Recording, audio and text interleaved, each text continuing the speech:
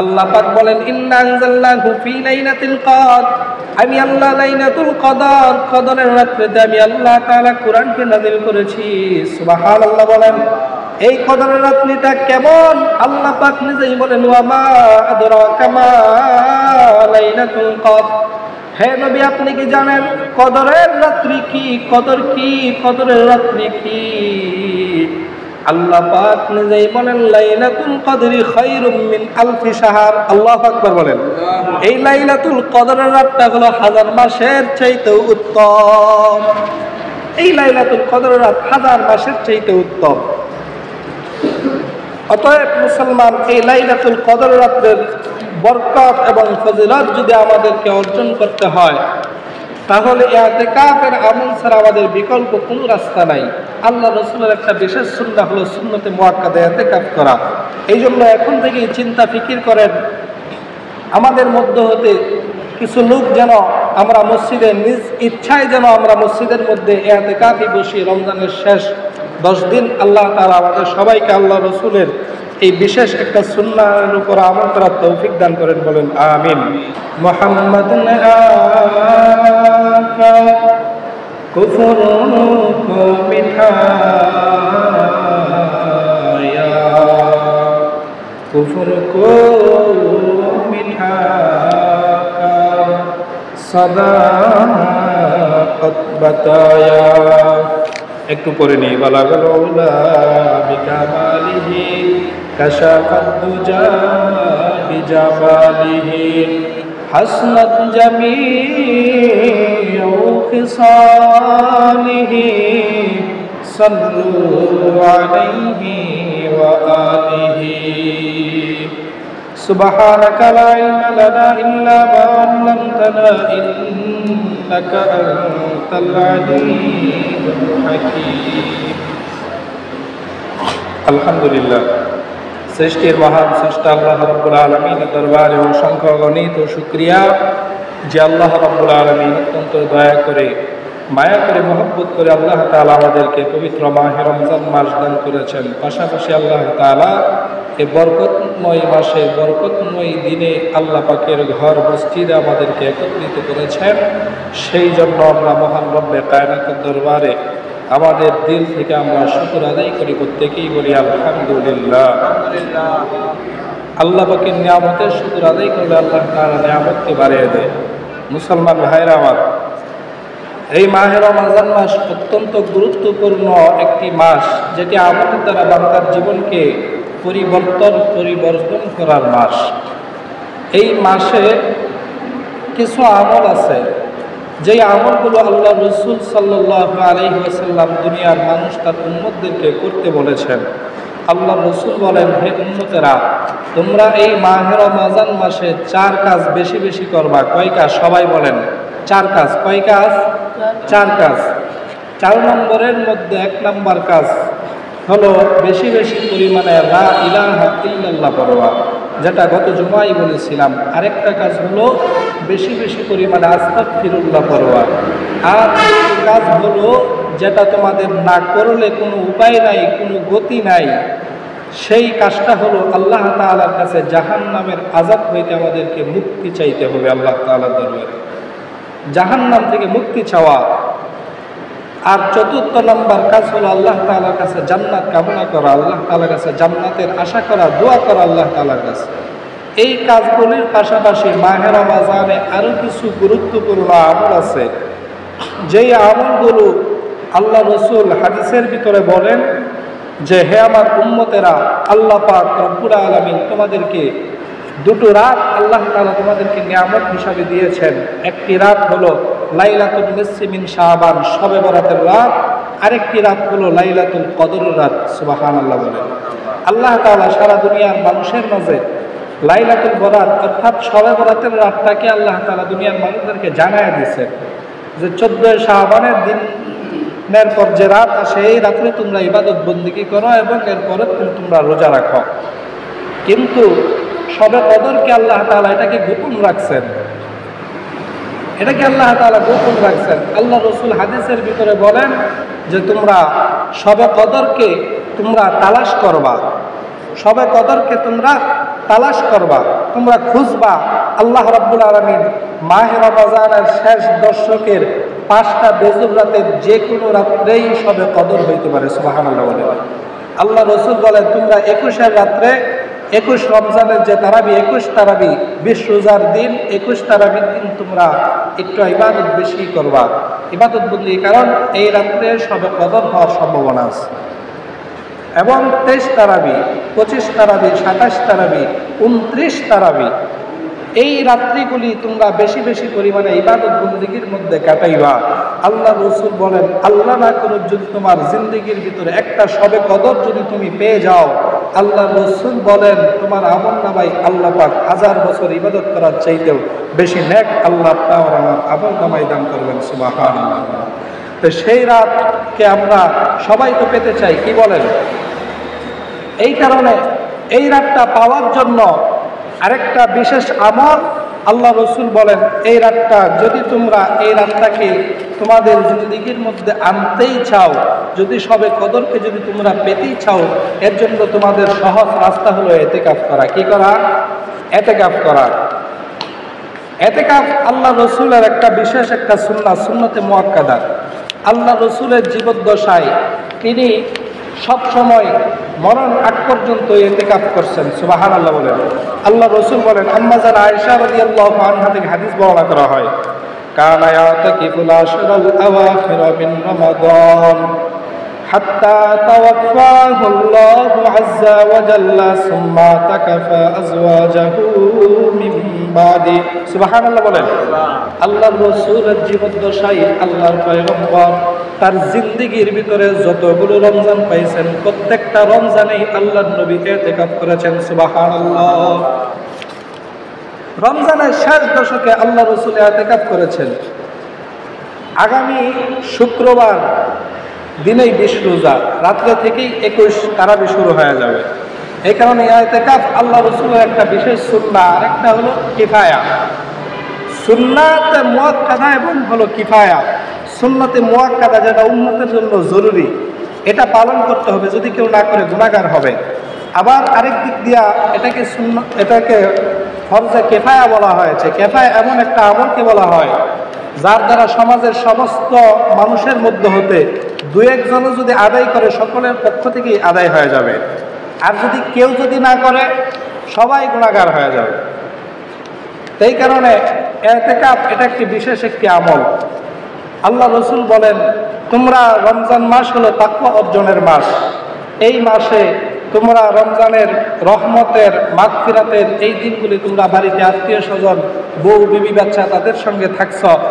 আল্লাহ তাআলার যতটুকু তাকওয়া, আল্লাহ তাআলার নিকটবর্তী যতটুকু তুমি আমল করিয়া রমজানে গেছ, এখন তুমি আমি আর তোমার মাঝে আমি মাওলা এবং বান্দার মাঝে এখন আর কোনো দুনিয়ার কোনো মানুষ থাকবে না, শুধু আমি আল্লাহ এবং বান্দার মুহাব্বত সরাসরি কানেকশন হতে থাকবে। সুবহানাল্লাহ।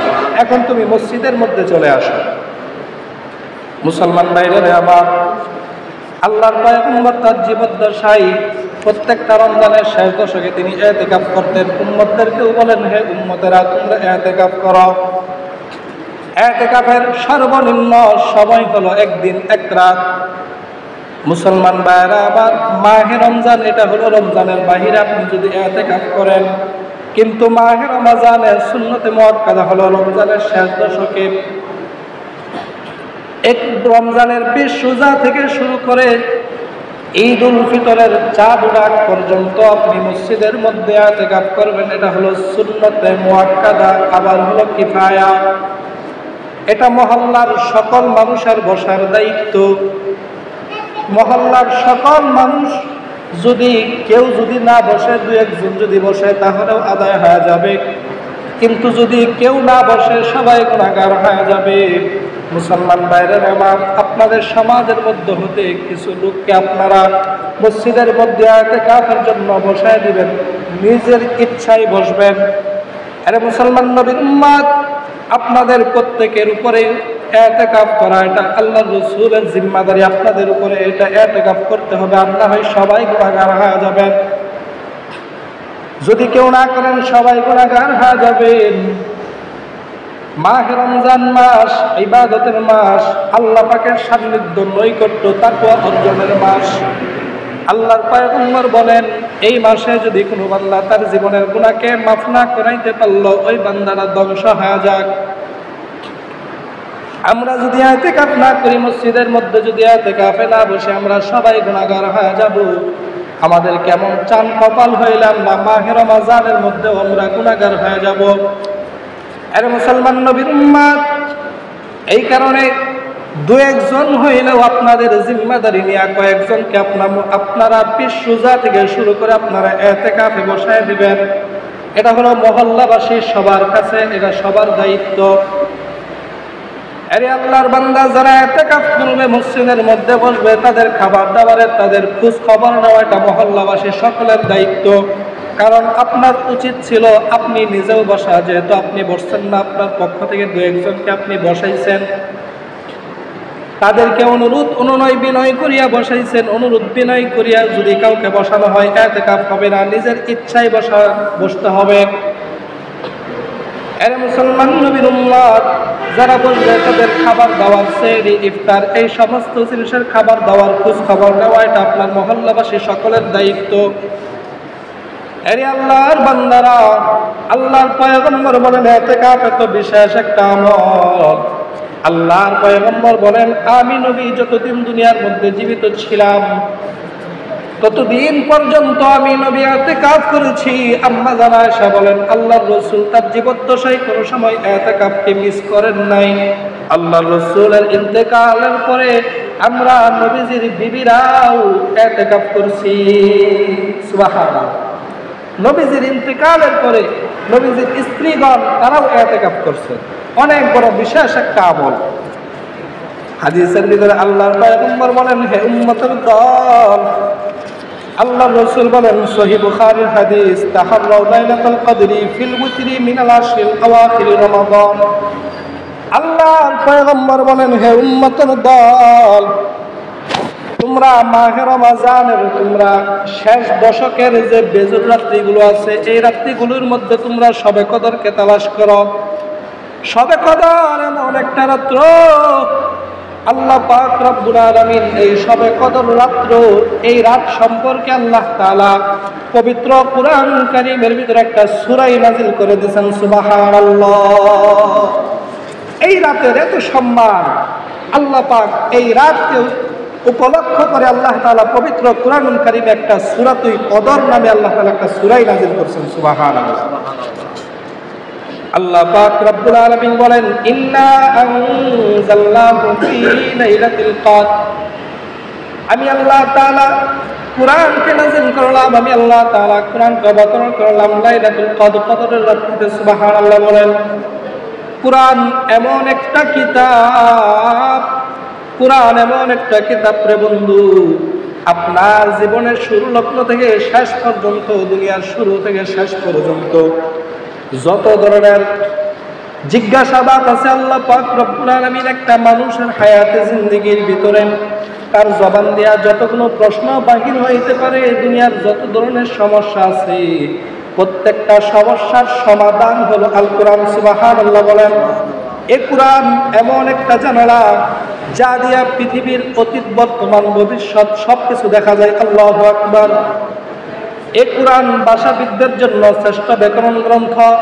এ কোরআন আইনবিদদের জন্য আইন বিশ্বকোষ। হে মুসলমান নবীর উম্মত, এ কোরআন বিজ্ঞানীদের জন্য বিশাল এক বিজ্ঞান সংস্থা। বিজ্ঞানীরা রিসার্চ করিয়া দেখছেন, একটা মানুষের হায়াতে জিন্দেগির ভিতরে তার জবান দিয়া যতগুলো প্রশ্ন বাহির হইতে পারে, শুধু দুনিয়ার মানুষের একটা মানুষের জবানের প্রশ্ন নয়, কিয়ামত পর্যন্ত দুনিয়ার জমিনে যত মানুষ আসবে, এমনকি আলমে রূহের জগতের মধ্যেও যারা আছে, প্রত্যেকটা মানুষের জবানের প্রশ্নকে যদি এক একটা করে লেখা হয়, প্রত্যেকটা মানুষের জবানের প্রশ্নকে যদি একটা একটা করে লেখা হয়, সারা দুনিয়ার মানুষের জবানের প্রশ্নগুলো চাইতেও আল্লাহ পাক রব্বুল আলামিন এই কোরআনকে আরো হাজার হাজার হাজার কোটি কোটি গুণ উত্তরের চাইতে বেশি উত্তর দিয়ে আল্লাহ পাক এই কোরআন কারীমকে সাজায় রাখছেন। সুবহানাল্লাহ বলেন। আল্লাহ পাক সূরাতুল বাকারার ভিতরে বলেন শাহরু রমাদানাল্লাযী উনজিলা ফীহিল কুরআন হুদাল লিন-নাসি ওয়া বাইয়িনাতিম মিনাল হুদা ওয়াল ফুরকান। আল্লাহু আকবার বলেন। আল্লাহ পাক রব্বুল আলামিন বলেন শাহরু রমাদানাল্লাযী উনজিলা ফীহিল কুরআন, আমি আল্লাহ পাক রব্বুল আলামিন এই কুরআনকে মাহে রমজানের মধ্যে নাযিল করেছি। ও দুনিয়ার মানুষ, আমি আল্লাহ কেন এই কুরআনকে নাযিল করলাম? আল্লাহ পাক বলেন হুদাল লিন-নাস, সারা দুনিয়ার মানুষের হেদায়েতের জন্য, সারা দুনিয়ার মানুষের হেদায়েতের জন্য আমি আল্লাহ কুরআন নাযিল করেছি। সুবহানাল্লাহ। এরপর আল্লাহ তাআলা বলেন ওয়া বাইয়িনাতিম মিনাল হুদা ওয়াল ফুরকান, আল্লাহ পাক বলেন হক এবং বাতিল, বাইনাল হাক্কি ওয়াল বাতিল, আল ফারকু বাইনাল হাক্কি ওয়াল বাতিল, হক এবং বাতিল, ভালো এবং মন্দ পার্থক্য করার জন্য আমি আল্লাহ দুনিয়ার জমিনের ভিতরে কুরআন অবতরণ করেছি। এই মাহে রমজান মাসে আল্লাহ তাআলা দুনিয়ার জমিনের ভিতরে কুরআন অবতরণ করলেন। আল্লাহ পাক বলেন ইন্না আনজালনাহু ফি লাইলাতিল কদর, আমি আল্লাহ লাইলাতুল কদর, কদরের রাতে আমি আল্লাহ তাআলা কুরআনকে নাযিল করেছি। সুবহানাল্লাহ বলেন। এই কদরের রাতটা কেমন? আল্লাহ পাক নিজেই বলেন ওয়া মা আদরাকা মা লাইলাতুল কদর, হে নবী আপনি কি জানেন কদরের রাত্রি কি? কদর কি? কদরের রাত্রি কি? আল্লাহ পাক নিজেই বলেন লাইলাতুল কদরি খায়রুম মিন আলফি শাহর। আল্লাহু আকবার বলেন। এই লাইলাতুল কদরের রাতটা হলো হাজার মাসের চাইতে উত্তম। এই লাইলাতুল কদরের রাত হাজার মাসের চাইতে উত্তম। অতএব মুসলমান, এই লাইলাতুল কদর রাতের বরকত এবং ফজিলত যদি আমাদেরকে অর্জন করতে হয়, তাহলে ইতিকাফের আমল ছাড়া আমাদের বিকল্প কোনো রাস্তা নাই। আল্লাহ রাসূলের একটা বিশেষ সুন্নাহ হলো সুন্নতে মুআক্কাদা ইতিকাফ করা। এই জন্য এখন থেকেই চিন্তা ফিকির করেন, আমাদের মধ্য হতে কিছু লোক যেন আমরা মসজিদে নিজ ইচ্ছায় যেন আমরা মসজিদের মধ্যে ইতিকাফে বসি। রমজানের শেষ 10 দিন আল্লাহ তাআলা আমাদের সবাইকে আল্লাহ রাসূলের এই বিশেষ একটা সুন্নাহর উপর আমল করার তৌফিক দান করেন, বলেন আমিন।